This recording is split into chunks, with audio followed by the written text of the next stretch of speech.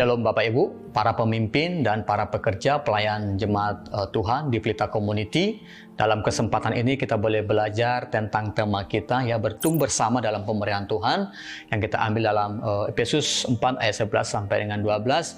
Ini berbicara tentang di mana Tuhan memberikan karunia-karunia jawatan kepada kita. Saya bacakan di ayat 11 dan 12. Dan ialah yang memberikan baik rasul-rasul maupun nabi-nabi, baik pemberita-pemberita Injil maupun gembala-gembala dan pengajar-pengajar, untuk memperlengkapi orang-orang kudus bagi pekerjaan pelayanan, bagi pembangunan tubuh Kristus. Bapak Ibu, kita percaya bahwa Tuhan telah memberikan karunia kepada kita, karunia jawatan. Ya, kepada kita ada seseorang milik karunia jawatan rasul, karunia jawatan nabi, karunia jawatan penginjil, karunia jawatan gembala, karunia jawatan pengajar-pengajar atau guru. Ya, setiap orang memiliki satu, bahkan dua, bahkan atau lebih. Ya, kalau kita melihat dari kisah kehidupan daripada Rasul Paulus, dia juga rasul, ya, tapi dia juga penginjil, ya, tapi dia juga bisa jadi gembala, bisa juga jadi pengajar, ya. Namun setiap kita pasti memiliki karunia jawatan tersebut, ya. Nabi adalah berasal dari kata nabah, yaitu bernubuat, ya, berkata-kata atau bernyanyi dengan inspirasi nubuatan di bawah dorongan Roh Kudus, ya, di bawah dorongan dari Roh Allah itu sendiri kepada kita untuk menyampaikan pesan. Karunia Nabi ini dimiliki oleh setiap orang percaya, ya, di mana dia menyampaikan pesan Tuhan itu bukan karena keinginan pribadinya, tetapi karena hendaklah dorongan dari Roh Kudus yang ada dalam dirinya untuk memperlengkapi orang-orang kudus, untuk memperlengkapi orang-orang para pekerja-pekerja Tuhan untuk pertumbuhan tubuh Kristus atau gerejanya. Ada beberapa peran karunia Nabi yang saya catat Bapak Ibu. Yang pertama adalah bahwa Nabi itu sebagai penyambung lidah Tuhan, ya. Bahwa Nabi itu sebagai penyambung lidah Tuhan.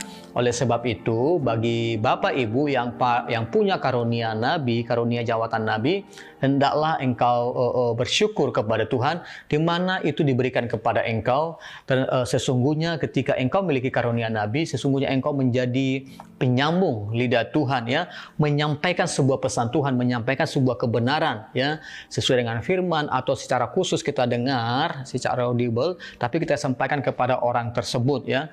Contoh saja Nabi Yesaya ketika selama dalam pelayanannya di bangsa Israel, bagaimana Nabi Yesaya selalu menyampaikan pesan-pesan Tuhan, ya, yang dia terima lalu sampaikan secara langsung kepada umat Tuhan bangsa Israel pada waktu itu. Contoh saja di Yesaya 7 ayat 14, ya, dikatakan di sini, sebab itu Tuhan sendirilah yang akan memberikan kepadamu suatu pertanda, sesungguhnya seorang perempuan muda mengandung dan akan melahirkan seorang anak laki-laki, dan ia akan menamakan dia Immanuel.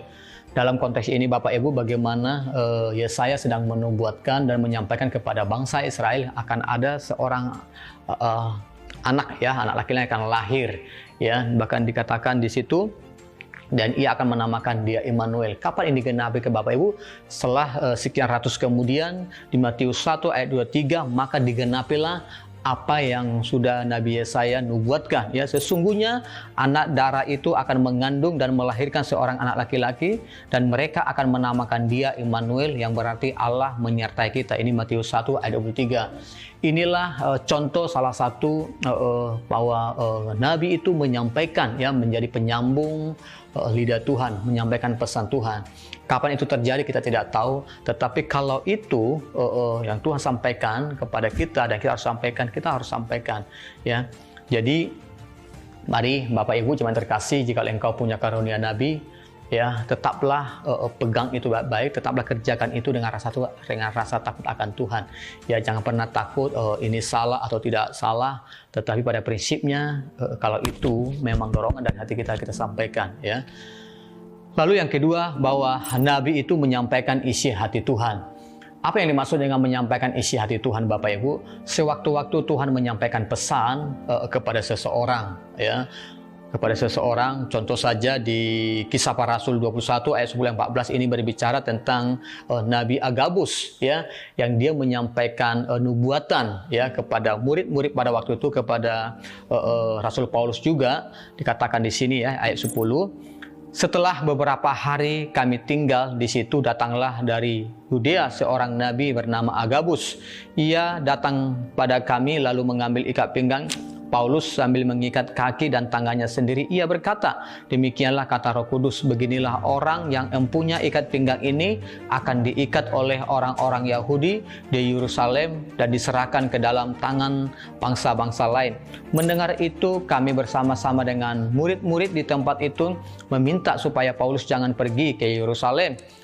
Tetapi Paulus menjawab, mengapa kamu menangis dan dengan jalan demikian kamu menghancurkan hatiku?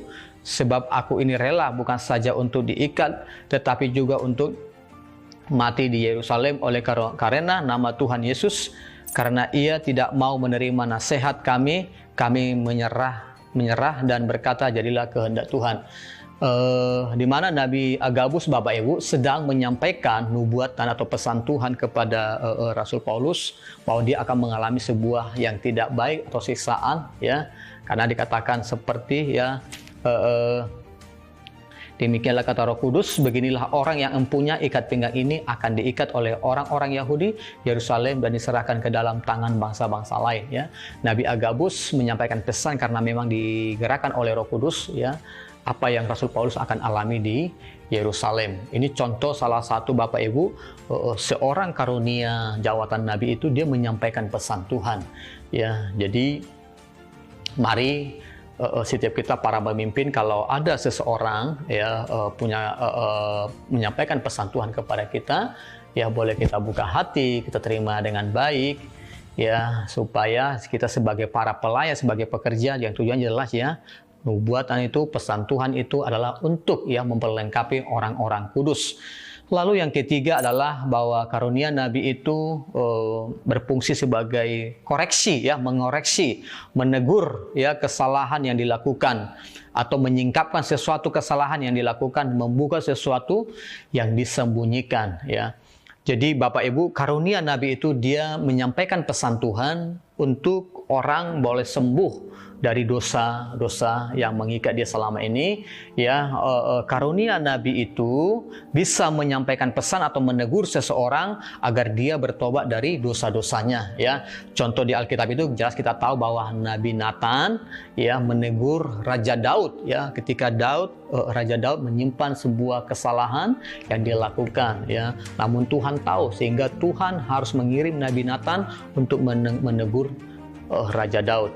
Jadi Bapak Ibu, setiap kita, engkau, ya, siapapun engkau hari ini, kalau engkau memiliki karunia Nabi, mari lakukan itu dengan takut akan Tuhan, tentu karena dorongan dari Roh Kudus. Ya, jangan takut orang tidak suka sama kita, orang tidak mau dekat-dekat sama kita karena selalu kita menyampaikan pesan, nubuatan atau semacam teguran, ya, orang agak sedikit tidak nyaman sama kita. Tetapi percayalah Bapak Ibu, sesungguhnya Roh Tuhan yang memberikan itu kepada kita, dan itu sebuah anugerah yang Tuhan berikan kepada kita. Jadi 3 poin tadi yang saya sampaikan, peran, bagian daripada peran jawatan Nabi itu yang pertama tadi sebagai penyambung, ya, lidah Tuhan.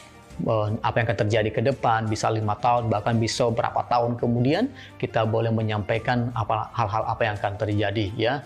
Lalu yang kedua adalah menyampaikan pesan Tuhan, apa yang akan dialami seseorang, apa akan dihadapi seseorang, ya, itu bisa disampaikan. Lalu yang ketiga adalah bahwa peran karunia Nabi itu juga bisa mengoreksi, menegur, bahkan membuat orang kembali dari jalan yang lama kepada jalan yang benar, yaitu sesuai dengan firman. Jadi Bapak Ibu, dalam sesi ini intinya adalah yang kita boleh belajar sama-sama, ya, karunia Nabi itu, jikalau engkau miliki itu, ayo praktekkan sama-sama. Lalu tujuannya adalah untuk memperlengkapi orang-orang kudus, ya, memperlengkapi orang-orang kudus sehingga orang kudus itu boleh dijaga, diayomi, diperhatikan, sehingga tidak ada yang terhilang, tidak ada yang meninggalkan imannya dari Tuhan, ya. Jadi inilah pelajaran kita tentang karunia jawatan Nabi. Terima kasih Bapak Ibu atas perhatiannya. Saya pribadi tetap belajar, ya, dalam Efesus 4 ayat 11 sampai 12 ini. Selamat beraktivitas kembali. Tuhan Yesus memberkati.